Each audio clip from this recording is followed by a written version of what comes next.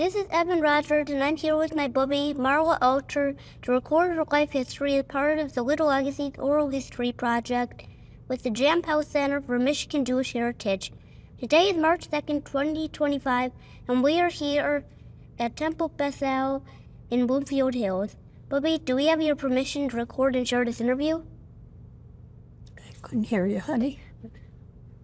Bubby, do we have your permission to record and share this interview? Yes, you do. Okay. First question. When and where were you born? This isn't going to work very well. I can't hear you. When and where were you born? Oh, I was born in Detroit, Michigan, at Sinai Hospital. And at that time, Sinai Hospital was a very popular place. It was mostly Jewish doctors to begin with. That's how it got founded.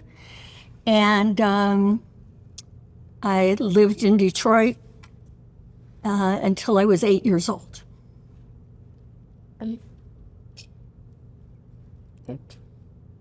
That's very cool. And why did you move? We moved because where I went to school, I think there were only myself and one other Jewish kid, and my parents wanted me to grow up with Jewish kids, so we moved to Oak Park in 1966. That's interesting and kind of sad too. That's interesting and kind of sad too. I can kind of see that. You understand? Next question. What do you know about your family before they came to America? Well, I know that my father's parents were both from Russia, and they didn't meet till they were here in America. I know that my grandmother, that when they left Russia, they left in a horse and wagon, and I think there were 5 children. And the grandmother did not want to come with them to America. She was afraid that we wouldn't continue having the Jewish religion, practicing it here in the United States. So she didn't want to come. So they had to say goodbye to her, and they never saw her again.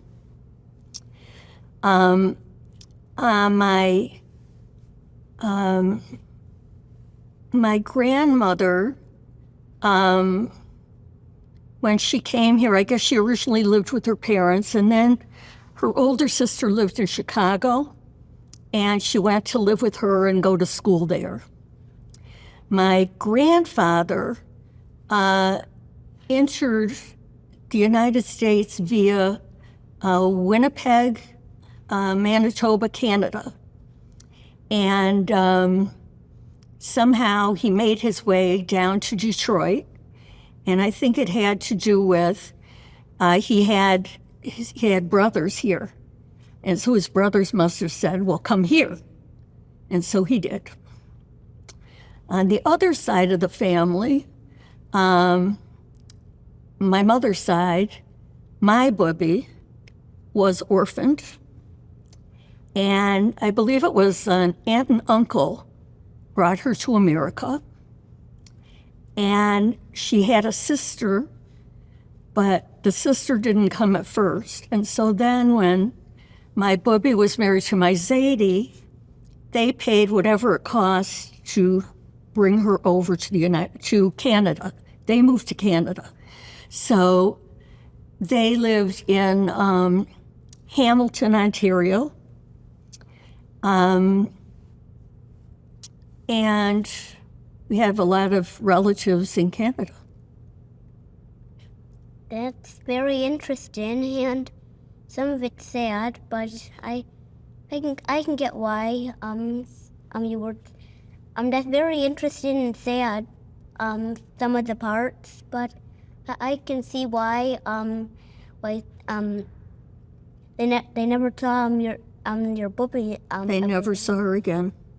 She didn't want to come, and they never went back, so they never saw her again.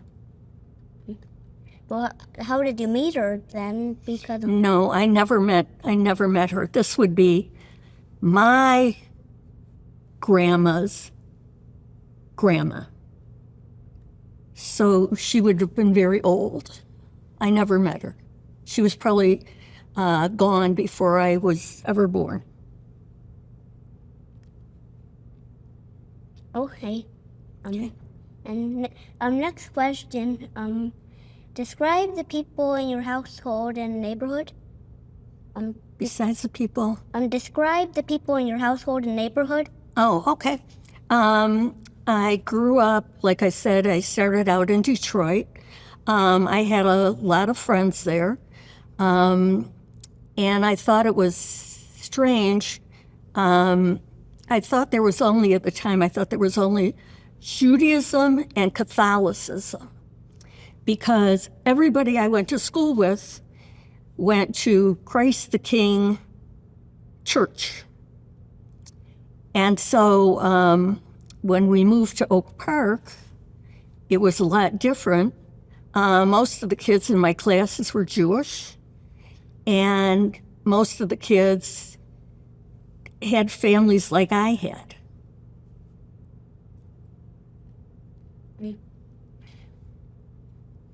That's actually very interesting that you thought there were only two religions, because when I was younger, I actually used to only think there was Judaism and Christianity. And, No.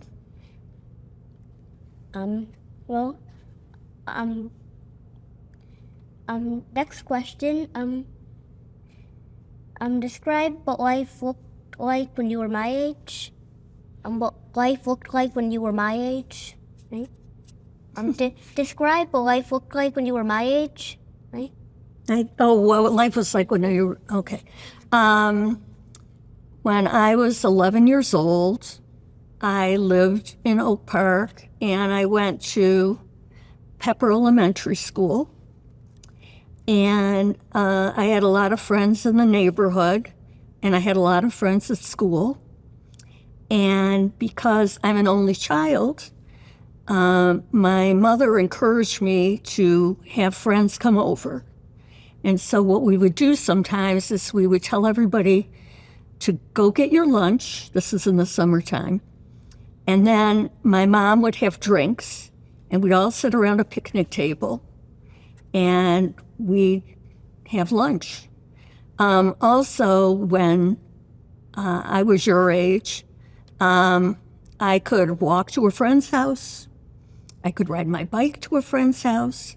I didn't have to worry about bad people. There were probably bad people around, but you didn't hear about them so much. So, whereas your parents may not let you go very far walking, I could go wherever I wanted. But why did they let younger kids go farther back in the day, but now they are scared? Because you hear so much on TV and on the radio about kids either getting kidnapped, different things where it's dangerous. And so we have to make sure that you're safe. And at that time, we didn't have those kind of worries.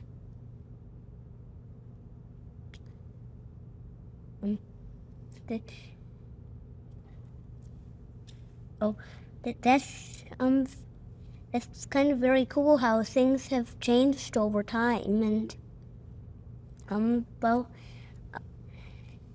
I think we're gonna move on to the next question. What kind of trips did you go on as a family when you were a kid? When I was growing up, we always went on driving trips. I never was on a plane until I was 15 years old, and I went with a girlfriend to Florida. When we would take trips, we would drive to wherever it was, and so my parents took me all over Michigan, including the Upper Peninsula, Mackinac Island, all those kind of places. We also vacationed in Ohio, Indiana, all the surrounding states.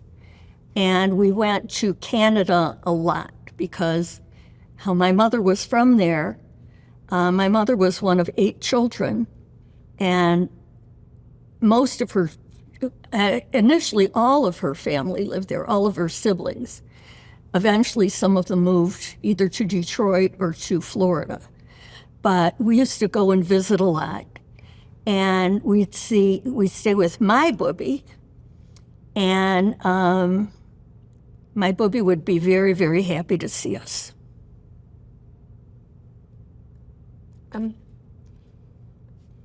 That's very cool. How many trips you got to go on? I've actually been to a lot of those places. Mackinac Island and Canada a bunch of times too. But and one day I hope to go to the UP too. Oh yeah.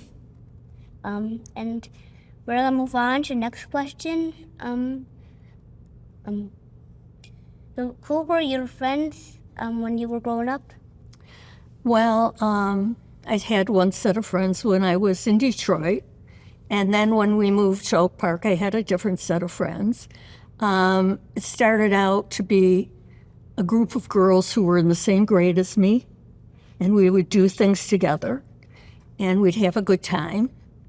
And as I got older and I went to junior high school, I met other people, so I had other friends. And same thing in high school. So I'm still friendly with, well, 3 really of my old friends. My girlfriend Karen, who I've known since I was 14. My girlfriend Debbie, who I've known since I was 17. And my girlfriend Sandy, who I've known since I was 17. So I've known all of these people either 50 or more years. We've been friends. Whoa, that's very cool. I don't know many other people who've been friends with people for even 30 to 40 years. Mm-hmm. Well, next question. Are you what Jewish tradition did your family have? Jewish traditions? Mm-hmm. We would have Shabbos dinner every Friday night. My mother lit a very big candelabra, and I mean big. And we would say the blessings. We'd have challah and, for me, grape juice. They would have wine. And my mother always made a very nice Shabbos dinner. So it was either some kind of chicken or some kind of roast beef. It was very nice. I kind of do the same thing, but I do chicken and potatoes. Mm-hmm. And my dad makes a salad. Mm-hmm. And then after, we might read my Parsha, and we also read some of the Torah too. Before that. Next question. What Jewish food?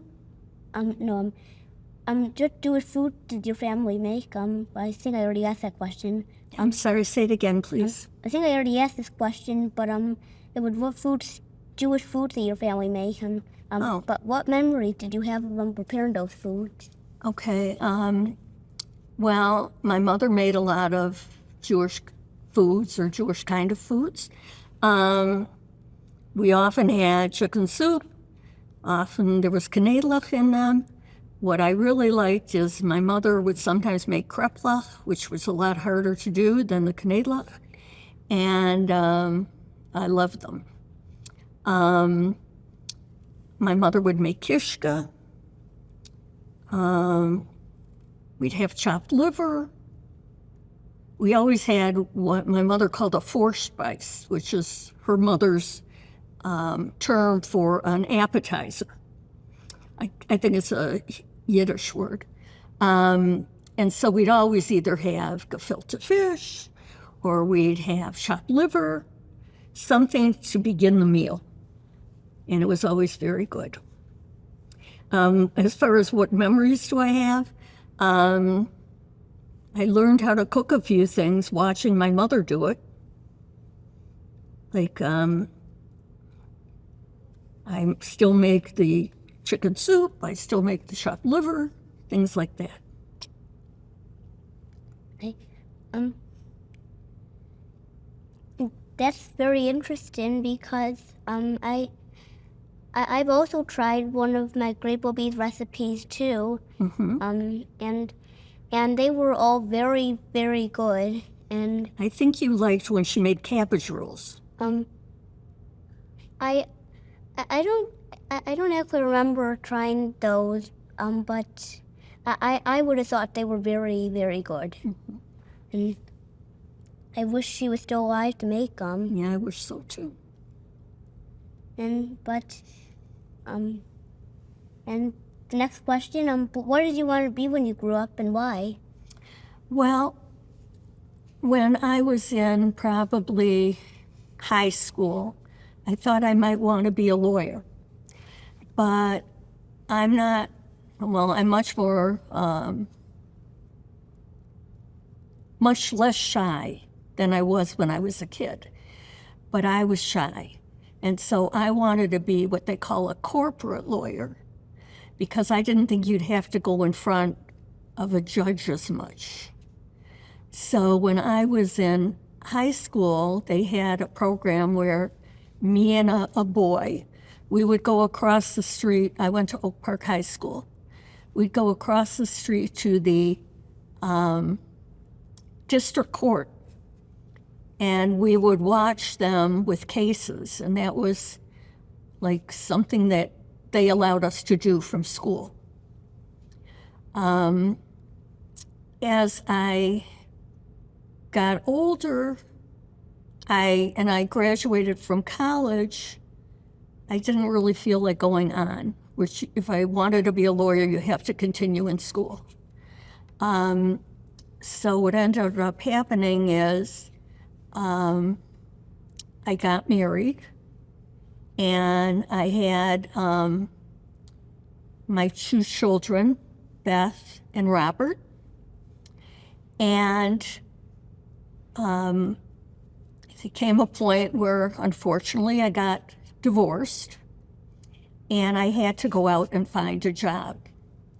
And the first job I found was being an executive administrative assistant at Maytag, which was a sales office. Maytag sells appliances like stoves and dryers and washers and refrigerators, things like that. And I stayed there 11 years, and I really liked it there. And everyone was so nice.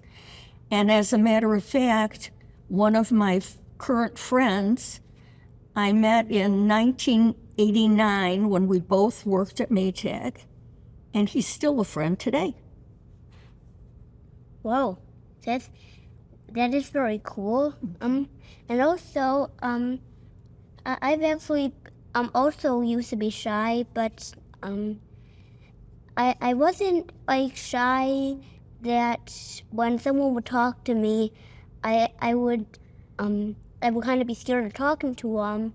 Like if someone would talk to me, I wouldn't be shy of talking to them back, but I would be shy of starting the conversation. Oh, I see.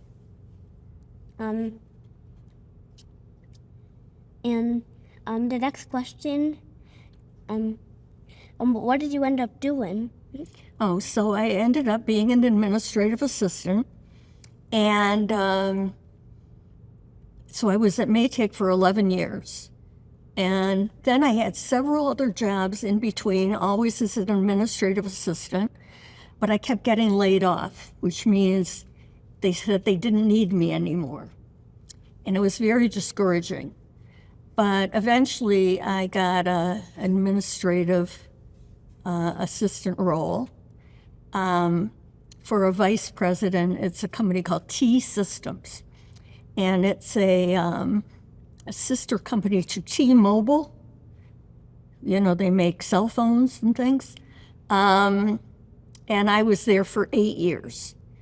but I had several other jobs because I kept getting laid off.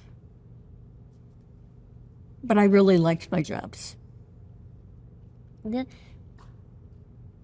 That's cool. I don't think I thought of getting a job that way before, of anyone having a job. I don't think I've ever thought of anyone having a job that way before. Oh, Well, the last question is what words of wisdom do you want to leave for the future? well, I'd want to leave the advice that everybody try to be nice to each other. Try to maintain our Jewish religion. I want you to meet and marry somebody Jewish, and I want you to have Shabbos dinner, and I want you to go to shul like you do every week. And just be very nice. It's easy to be nice. It's hard to be mean. Okay? Okay. I also think it's very, very hard to be mean, and also, I also think it would be hard for me, sort of like when someone's bullying someone else, I don't know how to go up and stand up for them, but like sometimes I would tell myself I can do it, but then when it comes to that moment, I'm like, it's like I don't think I can do it. But it's like every time when it comes up to the moment. Well, I think in your case, especially being in elementary school still, you have to tell your teacher what's happening so your teacher can help you figure out how to get the kids to stop bullying and how to be nice. Well, I think we're going to have to wrap it up there, but Okay. But thanks for sharing your story with me. Well, thank you very much for the interview. You're welcome. I love you. Love you too.